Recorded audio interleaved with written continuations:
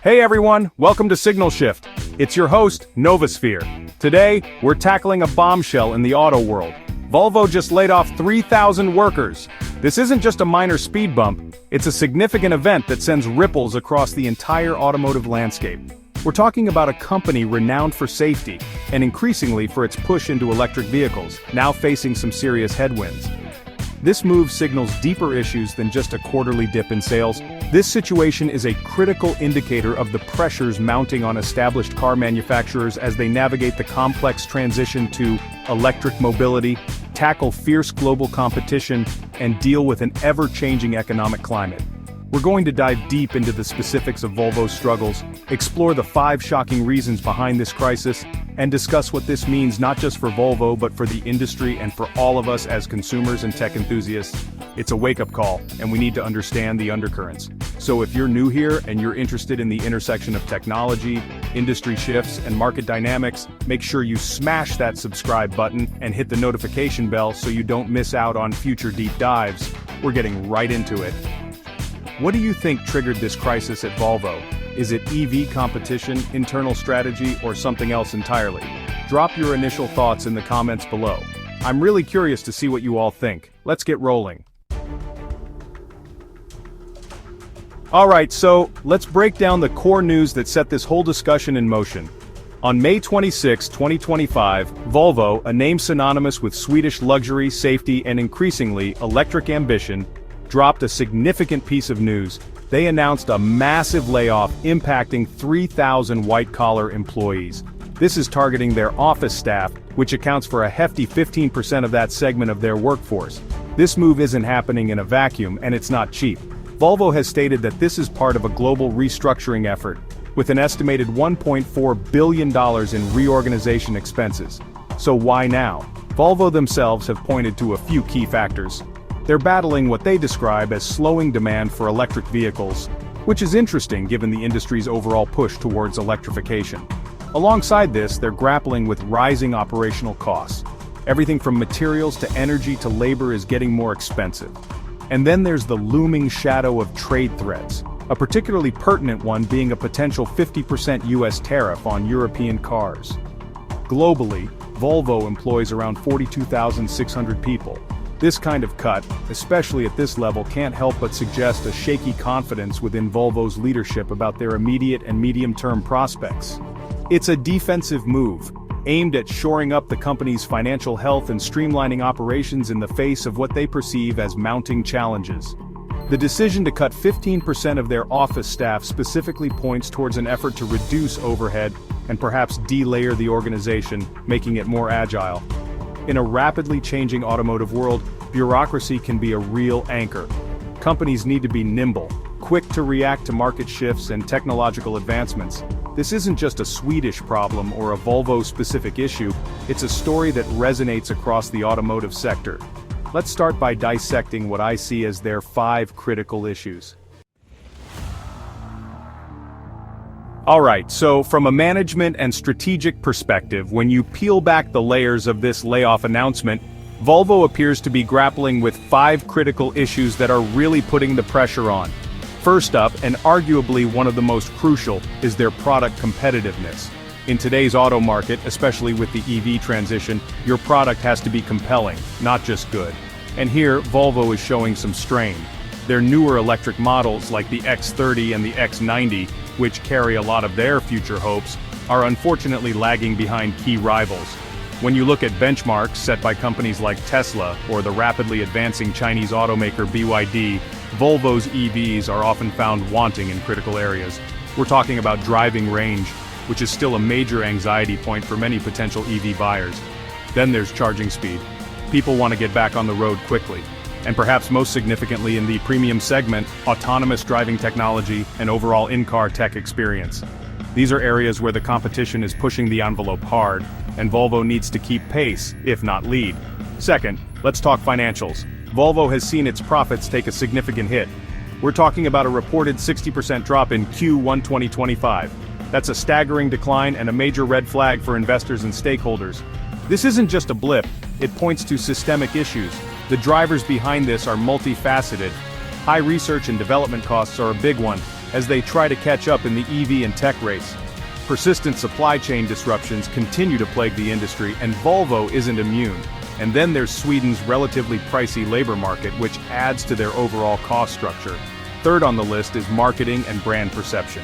Volvo has a strong heritage built on safety and, more recently, sustainability. But the question is, are they effectively connecting with today's diverse and rapidly evolving car buyer? Evidence suggests they're struggling. What challenge do you think hits Volvo the hardest? Let me know below. Chapter 3 begins with a look at Volvo's current troubles, which aren't happening in isolation. They're really just a reflection, a symptom of a much broader and more profound shift occurring across the entire automotive industry. The whole world, or at least the automotive part of it, is racing towards electric vehicles. Now, this isn't just a trend, it's a fundamental transformation, the biggest since the advent of the mass-produced automobile itself. However, this race is proving to be more of a marathon with hurdles than a sprint. The initial explosive growth in EV adoption is now showing signs of slowing in some markets. And there are several reasons for this moderation in EV growth. The cost of EVs, while coming down, is still a barrier for many consumers, especially without substantial government incentives. Building out a truly ubiquitous and reliable charging infrastructure is a massive undertaking that's still very much in progress. And then there are the supply chains for critical EV components like batteries and semiconductors, which have been volatile and prone to disruption. These factors create a challenging environment for automakers trying to scale up their EV production and sales profitably. Volvo, despite its relatively early commitment to electrification compared to some legacy automakers, is finding itself somewhat behind the curve in terms of actual EV sales volume. Currently, only about 15% of their global sales are fully electric vehicles. While that's not insignificant, in an industry where newcomers are all electric and established players are aggressively ramping up, 15% can leave you vulnerable. It suggests they haven't quite cracked the code on mass-market EV adoption for their brand yet, or perhaps their EV product rollout hasn't been aggressive or appealing enough. Have you noticed similar shifts and challenges in other industries you follow or work in? I'd be interested to hear your insights and parallels in the comments. Chapter 4 takes us into Volvo's global sales struggles. So, let's zoom in a bit and look at how Volvo is faring in its key markets because, the global automotive landscape is not a monolith. It's a collection of distinct battlegrounds, each with its own set of challenges and dominant players. And for Volvo, the picture is quite mixed, with significant headwinds in several crucial regions. Take China, for example. It's the world's largest auto market and absolutely pivotal for any global automaker's success, especially in the EV space. Yet in China, Volvo is finding itself increasingly dwarfed. The Chinese market is incredibly dynamic and fiercely competitive, with domestic brands like BYD not just dominating in terms of volume, but also setting trends in technology and consumer experience. These local champions are incredibly adept at understanding and catering to the preferences of Chinese consumers, particularly the younger tech-savvy generation that values connectivity, advanced driver assistance systems, and innovative in-car features. Volvo, with its more traditional brand image, seems to be struggling to capture the imagination and wallets of this crucial demographic. Then we shift our gaze to the United States, another massive and highly competitive market. Here, Volvo is facing a different kind of challenge, primarily from the likes of Tesla. Tesla has not only defined the modern EV market in the United States, but continues to push the boundaries of innovation, performance, and direct-to-consumer sales. Volvo, while respected for safety and design, often finds itself losing ground in direct comparisons, especially on the tech front. Compounding this is their relatively sparse dealer network compared to more established luxury players, which can impact sales reach and service convenience for potential buyers. Even in Europe, which has traditionally been Volvo's stronghold and a market where its brand values of safety and environmental consciousness resonate strongly, they are not immune to pressure. Competitors, including giants like Volkswagen Group with its array of brands, are aggressively pushing their own EV lineups and are increasingly capturing the attention of the eco-conscious European consumer. The fight for market share in the European EV segment is intensifying daily, and Volvo can't afford to be complacent on its home turf. Chapter 5 dives into the human factor of all this: adaptation, upskilling, and the future of work. So, after dissecting Volvo's specific challenges and the broader industry shifts, What's the big takeaway from this whole situation, especially for those of us watching from the sidelines or perhaps even working within similar industries? For me, Volvo's layoff announcement, while unfortunate for the thousands affected, screams one thing loud and clear: the absolute necessity to adapt in a rapidly shifting industrial and technological landscape.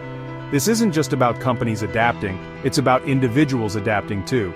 In an era where technological advancements like the transition to electric vehicles or the rise of AI are reshaping entire sectors, the skills that were valuable yesterday might not be as critical tomorrow.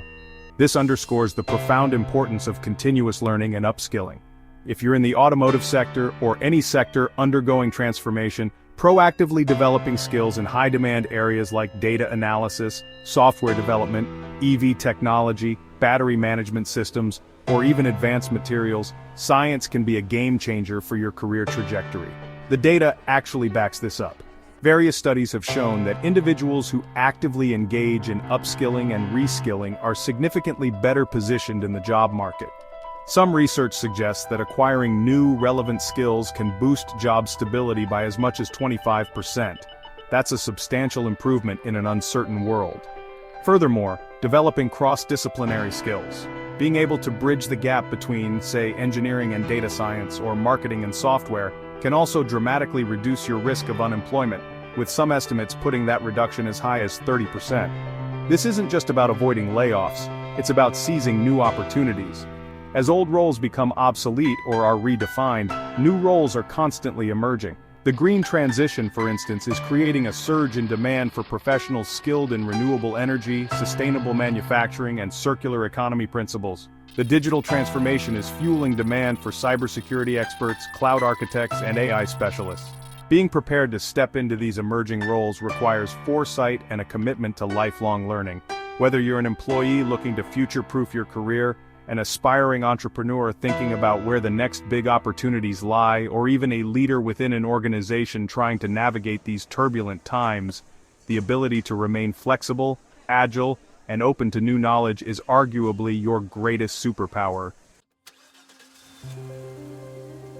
And now we come to the outro, where we sum up Volvo's crossroads. Will they bounce back or fade out? So, that's the deep dive into Volvo's current crisis.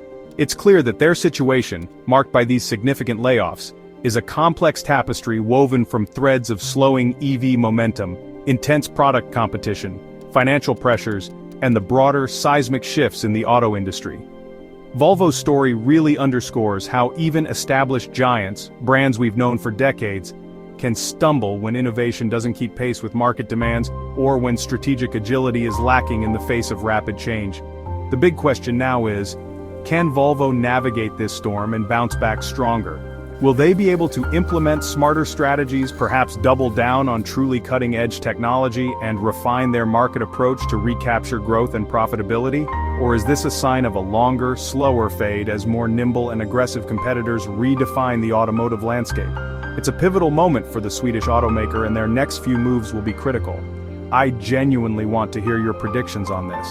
If this deep dive into Volvo's challenges and the wider industry implications lit a spark for you or gave you some food for thought, please do me a favor and hit that like button. It really helps the channel.